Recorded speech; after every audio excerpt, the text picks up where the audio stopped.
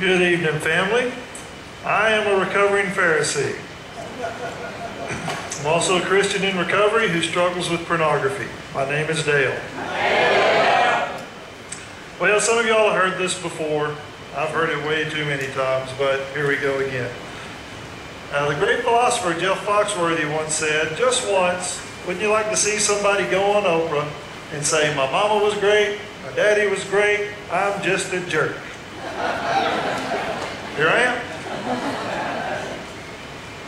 Well, my parents weren't perfect, and they certainly made mistakes, but I came from a family that wasn't half bad. For most of my life, we were active in church. There were no dark secrets that we had to keep hidden. My dad had anger issues, but he didn't hide them, and I feel fortunate enough to have witnessed the growth in his life as he moved from convict to preacher. I first discovered pornography at the age of 6 at my grandparents' house.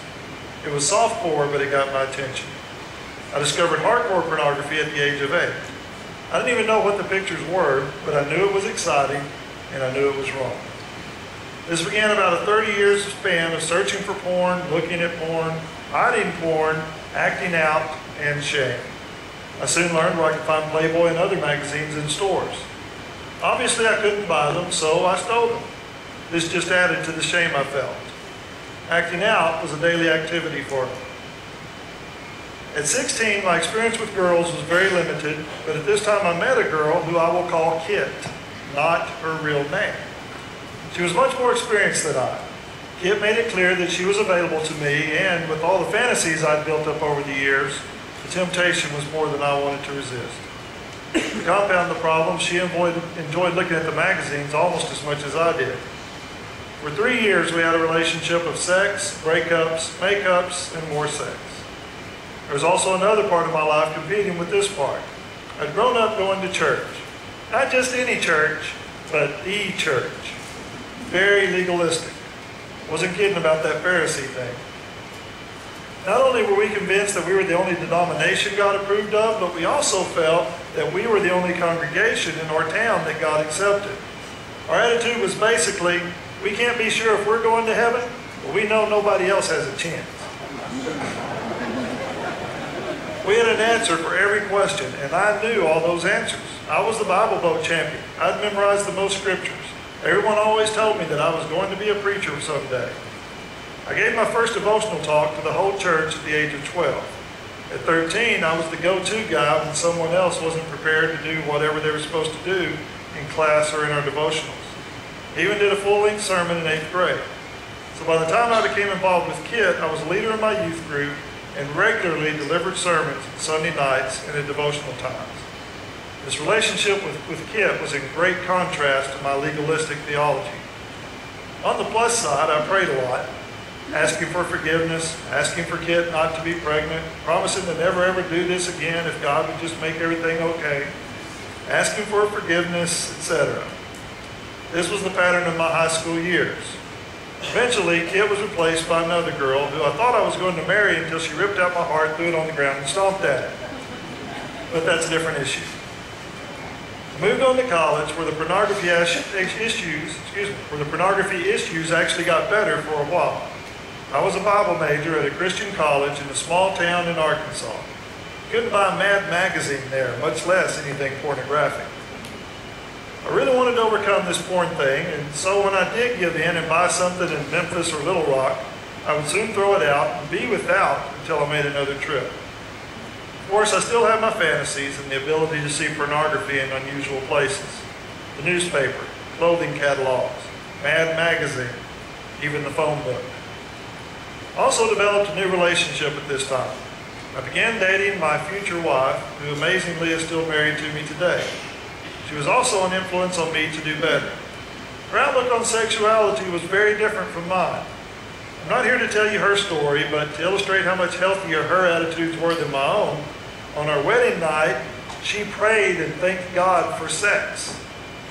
All I could think of was, don't tell God we had sex. It was too late. He already knew. After graduation, I took a youth ministry position with a church in Raleigh, North Carolina. I didn't even know where Raleigh was before we got there, but I was pleased to be a youth minister. My plan in high school was to become a high-dollar lawyer. but God had convinced me that youth ministry was the better path. Now, God doesn't speak to me out loud because he knows I'm Church of Christ. So he speaks to me through other means, and he had made his desires clear to me. It's true. 2 Timothy 1, 6 through 8 says, "Fan into flame the gift of God which is in you through the laying on of hands. For God did not give us a spirit of timidity, but a spirit of power, of love, and of self-discipline. So do not be ashamed to testify about our Lord." I'd worked with the congregation while in college, but the position in Raleigh made it a real career. The church was great, and my wife soon found a teaching job in the public school system. We were both working at what we loved, and life was good. Raleigh is a big town, though. The Mad magazines are available everywhere. So is every type of pornography I'd ever imagined. It didn't take me long to find the adult bookstores. I eventually worked up the nerve to go into one, and things went downhill. I rarely bought anything, but once a month or so, I would go in and spend an hour watching movies in the little private rooms provided for that purpose. I also discovered some regular movie rental places that had adult movies in the back room, and I would rent those from time to time and sneak them home. This was my pattern for the next 5 years. I never felt out of control, though, and never felt that I was addicted. I mean, I'm not the addict type. I never drank, smoked, or did drugs. Of course, that's thanks mostly to my dad. My dad came from a family of alcoholics, and he blamed alcohol for most of his problems. My dad was in prison at the age of 18. I knew he'd been in prison, but for a long time I wasn't really sure why.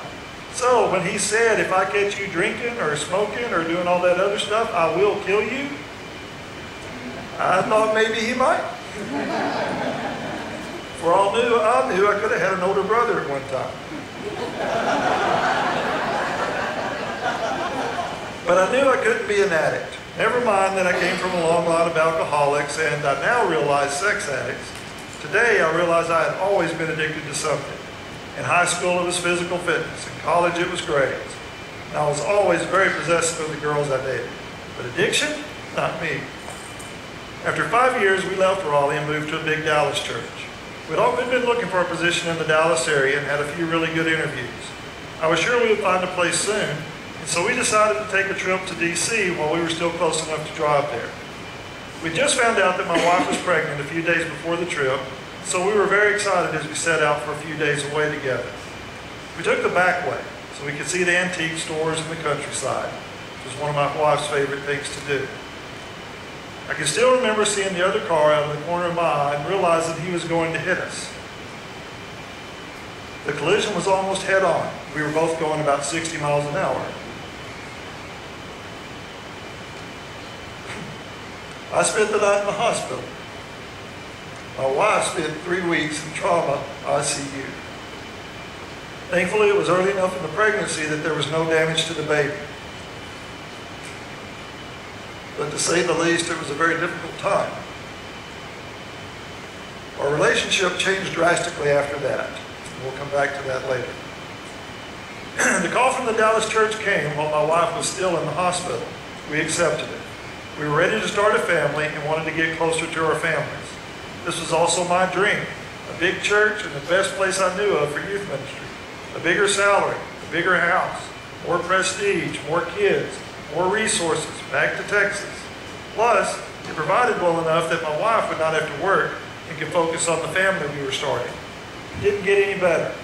And besides all that, I could start anew in a new place without the problems with pornography. Yeah.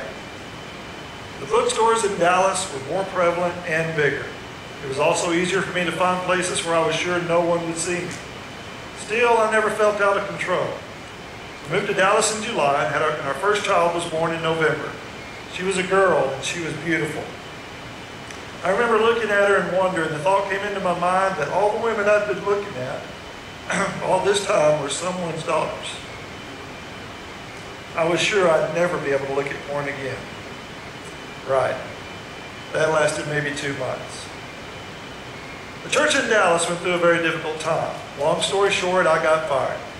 It was at least a year before I went a whole day without crying over what had happened, and that hurt still impacts me today. God is good, though, and He led us to a new and wonderful place.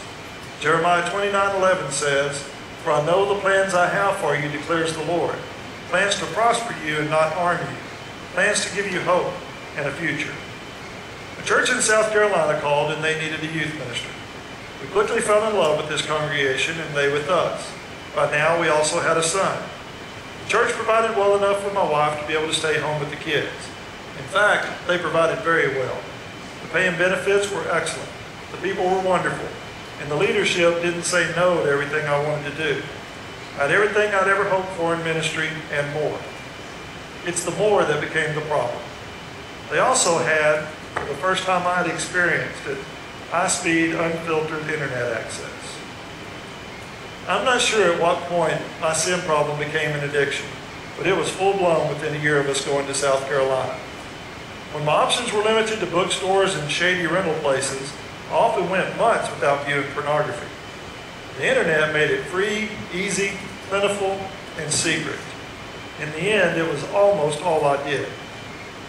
The ministry went well for the first year, and we were very happy with our lives. There was a divide developing between my wife and I, and we rarely talked the way we once had. I believed it had mostly to do with the fact that we now had kids, and they took up so much of our time that we just couldn't connect the way we had before. It never crossed my mind that my increasing dependence on pornography might have something to do with it. After a year and a half, I wasn't really doing much ministry anymore. I could fake it pretty well, but these people were no dummies, and they really started watching. I was becoming more upset with my role as well. I wanted to do more than just work with teenagers. I had more to offer that wasn't being used. I needed to preach more. I needed to be heard more. I needed to be paid more. I was great, and everyone needed to recognize that.